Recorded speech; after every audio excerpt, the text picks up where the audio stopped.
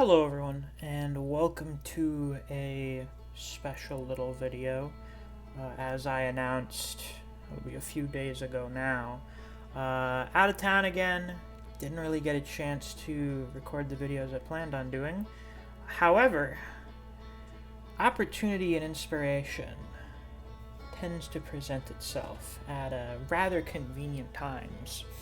And it just so happens that about, I don't know, 10 minutes ago, I finished The Outer Wilds, and that I did everything that's possible to do in it, all of the possible variations of the ending, and I finished the DLC. I finished Echoes of the Eye, so now I have an opportunity to talk about the game that is not in a public Discord VC in which there are multiple other people who are playing the game, and as a result, I cannot talk about it in detail, and just mentioning things in incredibly vague and roundabout ways. Now I can just talk about it.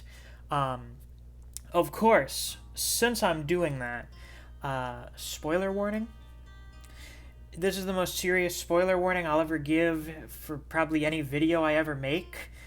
The Outer Wilds is a game that very uniquely doesn't really have replayability, because part of what makes the Outer Wilds special is the experience of playing it for the first time and discovering things for the first time.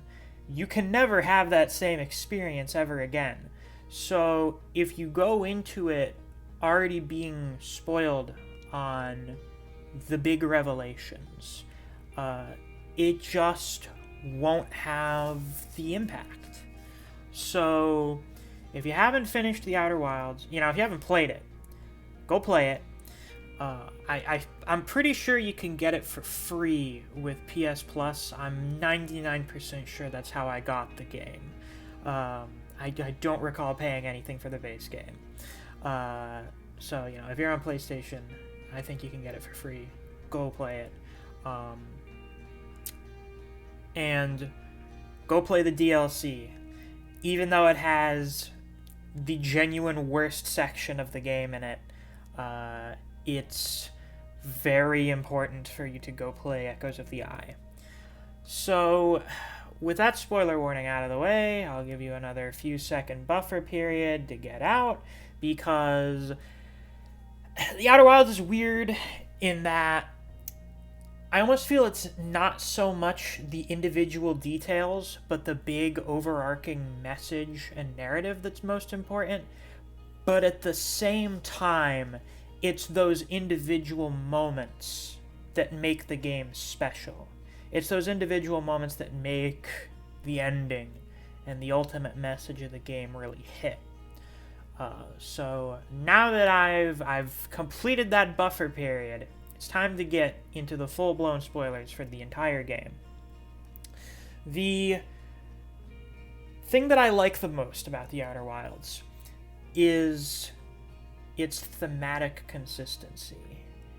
Almost every aspect of the game contributes to conveying its message. In that sense, it's perfect. It is a perfect piece of media. It does what it needs to do without flaw. Now it's time to get into the difference between the content of a piece of media and what a piece of media is about, because those are two very different things. What happens in the Outer Wilds? Well, you're a little four-eyed blue alien man, or girl, or they. I don't think the Hearthians really have any overt gender. So, you're an alien. You're a little creature, and my God, it's the day for you to finally launch off into space and achieve your dream of exploring the solar system.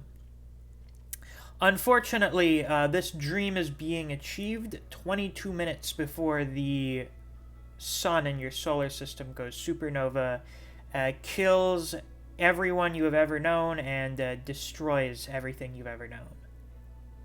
That sounds pretty grim, doesn't it? Well, oh so conveniently, every time you die, you once again wake up 22 minutes before the sun explodes. And very conveniently, this solar system's very downscaled, so it's somewhat plausible for you to go and do something in 22 minutes. You can't explore everything in that time, but that's not an issue because you're just going to keep waking back up again at the start of the loop every time you die, whether it's due to the sun exploding, or getting eaten by a giant anglerfish, or getting crushed in a cave by growing layers of sand, or, I don't know, stepping out of your ship without remembering to put on your spacesuit. Happens to the best of us from time to time. Now, this works quite well with what the game is about. Because The Outer Wilds is about dying. Or more accurately, it's about things ending. The time in which you have finally been able to go out and explore the stars is not just the end of your solar system. It's the end of the universe. All of the stars are blinking out. Untold trillions of years have passed since the Big Bang, and now the universe is finally spent and it's coming to an end. So, your opportunity to go out and look at the wonders of the universe and to enjoy your life and experience your dream is limited down to a mere 22 minutes. That still sounds kind of grim. And in some respects, I guess The Outer Wilds is a bit of a morbid game because it's about dying over and over again in the end of everything. However, as I am told some people describe this game, it is an example of optimistic nihilism, which is weird and generally sounds kind of oxymoronic because nihilism is technically, or typically, kind of a cynical ideology, the idea that just nothing matters. But in this case, it's more of a sense of everything's going to end, and not nothing you do really matters. Everything's going to end. All of these things around here are fleeting. But that doesn't take away from what they are. It doesn't take away from the wonder of these things. And just because something ends doesn't mean that there isn't going to be more after that. Because the central thing of The Outer Wilds, the end goal that you are pursuing, is a thing called the Eye of the Universe, which I am going to have a really rough time trying to explain. It is a center point of quantum matter, quantum behavior. Quantum physics is a thing that's very important in The Outer Wilds. You encounter a lot of quantum rocks, which move around when they're not being observed. This same principle applies to a celestial body known as the quantum moon, which moves around in different places in the solar system when you don't look at it. And this moon actually belongs to the Eye of the Universe, which is just sort of the, I guess, central greatest concentration of quantum physics. Or I guess it's the source. I don't remember all the exact details. But quantum stuff is really good from a narrative perspective because it's a physical manifestation of possibility. When you go to the quantum moon, finally, you meet the Nomai Solanum. The Nomai were the ancient race that came here hundreds of thousands of years before we evolved into being sapient humanoids, and they tried to find the Eye of the Universe. They thought it was calling out to them from this signal it released. And this led them to the Quantum Moon, which they found out was the moon of the Eye of the Universe, and Solanum is one of the Nomai. And we use a lot of the Nomai's stuff in our own technology, and it is essential to us trying to figure out how to get to the Eye of the Universe, which is, it's all very important. Everything matters in the Outer Wilds, but I'll get into that. Meeting Solanum, meeting a live Nomai on the Quantum Moon, and the method of communicating with each other was just so amazing. It's probably still my favorite part of the game. It now has competition thanks to the DLC, but it was really quite incredible. But to get back on topic for what I was talking about, Solanum talks about how quantum material exists in a state of possibility until you look at it and it becomes definitive. Being observed is what decides what and where it is. So while no one's looking at quantum material, it's technically everywhere it can be at once. It's all possibilities until someone looks at it and it focuses in on a singular possibility. The Eye of the Universe works really well as a plot device with that sort of setup, because it is literally a concentration of all possibility. It is the beginning and end point of the universe. All things that can ever be are concentrated within the eye. So it makes sense that going to the eye at the end of all things and looking upon it, making all of those possibilities solidify, is what brings them into reality and brings about the new universe. This is the part where I start to find it even harder to try and organize this video, but it is a rambling, so, you had fair warning when you clicked on it.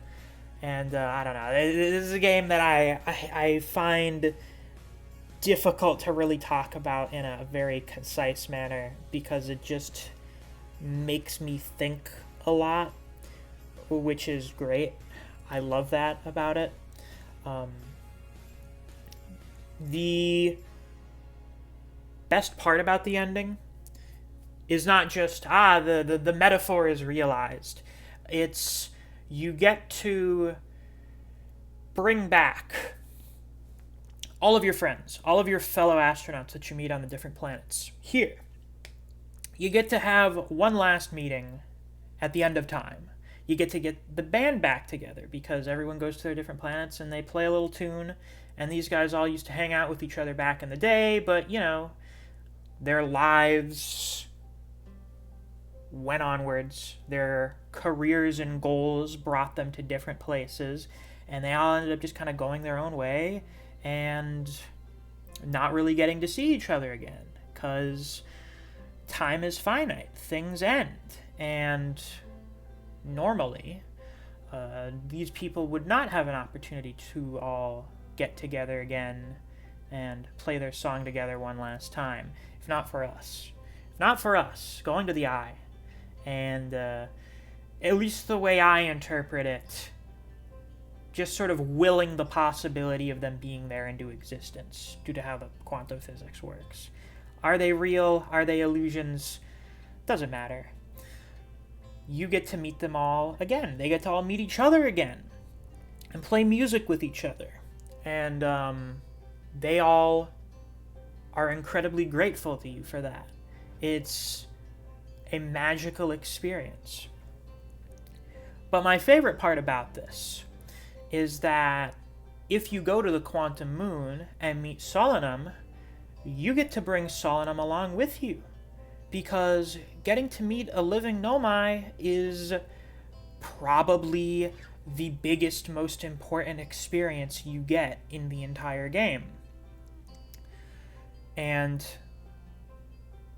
it's very important for him to be there, because even if he is not one of the people from your original group of friends, those who helped set you on your path and who you're now bringing together, again, you meet new people sometimes, and those new people can be very important and impactful to your life, just as much, if not more so, than the people you've already known. So you bring them into the fold with you.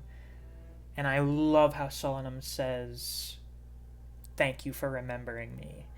It just feels so nice, because him and the Nomai are essential. If it weren't for them, we would not have had the means to go and travel about the solar system and learn about the Eye and finally reach this place. We could not have done it without the Nomai. Just like how we would never have become an astronaut if not for all of the other astronauts that came before us. And much like that, none of this would have been able to happen if it weren't for the prisoner and the Stalkers, as I guess they're called, who first discovered the Eye, as we find out in Echoes of the Eye, went and looked upon it, learned about its potential to, I suppose, undo the universe as it is, and then bring about a new one, and were very frightened by it. They didn't want to come to an end. They didn't want their time to come to an end. They were afraid of dying and ending like everyone is. So they locked off the Eye. They blocked its signal so that no one could come and find it and interact with it. But the prisoner, who is much more optimistic about the potential of the Eye, went and unblocked the signal for a moment before the other Stalkers found him and imprisoned him away forever. But it was that one little signal, that echo, that the Nomai found that led them to our solar system, and then led to all of their technology being left here, and us being able to come and learn from it and find the Eye. So if it weren't for the prisoner in the first place, none of us, not even the Nomai, would have been able to come here and do everything that we did, building upon each other's actions to reach this endpoint.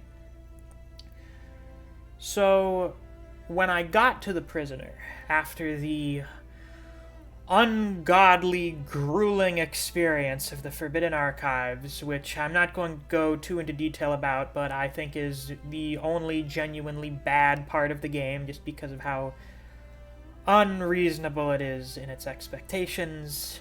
For me, it stopped being scary and just became annoying. Turn on reduced frights, not because you're a bitch, but just because it's not so frustrating if you turn it on. Getting to meet the stalker, or the prisoner, whose language we don't understand, but we've been learning about their history and actions through images, which each individually comprise 1,000 words. And him showing us that his actions are what allowed us to do everything. But then him giving us the memory device and being able to show him that his actions were not for nothing. That what he did, that he thought would have a positive impact, did. Even if it was so far off beyond his time and he never got to live to see it, his actions still had meaning. It still matters to us and to others. It was just so nice. It was so heartwarming. It just kind of brings everything together full circle. Literally, when you start it, you complete the little circle with yourself. It's just so nice. And when I finished the DLC, all I could think of was, I really wish I could bring the prisoner to this little party, this last little get-together at the end of time. I wish he could be there because he matters to me. And lo and behold, if you go back and do the ending again, you can go meet the prisoner. And I love, oh my god, do I love the way that you're able to go find him. You do the little slideshow thing over his gravestone, because he's dead. I mean, when you go meet him, he's in the virtual world that they made. So when he leaves, when he goes and throws himself into the water, that's him dying. That's him being like, I feel fulfilled. My life was not wasted. Now I'm content with it ending. You use your little slideshow that flicks the lights on and off so that quantum possibility can transpire without you looking at it, to open up his grave. And you go inside, and he has pictures remembering the other people who are important. There was one thing, I don't know if it necessarily bugged me, but it was just something I kind of wondered about when I initially beat the game, was these guys are not the only people I met on my journey. You know, there were the random people on Timberhearth that you meet during the tutorial, and they seem to be people you know fairly well. It's somewhat unfortunate they can't be here for this as well. Even if they're not here entirely, it just makes the message of the ending so much better that you still acknowledge and remember them, and the Nomai and the other Stalkers, because they are of importance to us as well. So you go, you blow out your own reflection, because you're kind of dead too, and you see the prisoner's corpse, and you turn around and it's the instrument there. So you gather him up, and you go tell him, join us. Let's see what happens. You think that your people were not very good, that they had bad tendencies and made things worse than they needed to be, but we couldn't do this without you. And I mean, hey man, here in the eye of the universe, you know, all possibilities exist out there. So maybe there's brighter possibilities for you and your people in this next universe. Even if we're not going to be there to see it all, it's still something. It's not the end. There's always going to be more out there. That's why I think it's perfect that the new universe we see after the credits frankly looks even more wondrous and fantastical than the one that we only got to get a short 22-minute glimpse of right before it met its end. So, yeah, that about sums up my general thoughts and feelings about the Outer Wilds. I hope it was somewhat coherent. I hope it was at least a little poignant. I hope. I have very strong feelings about this game, and I hope that came across well in this video.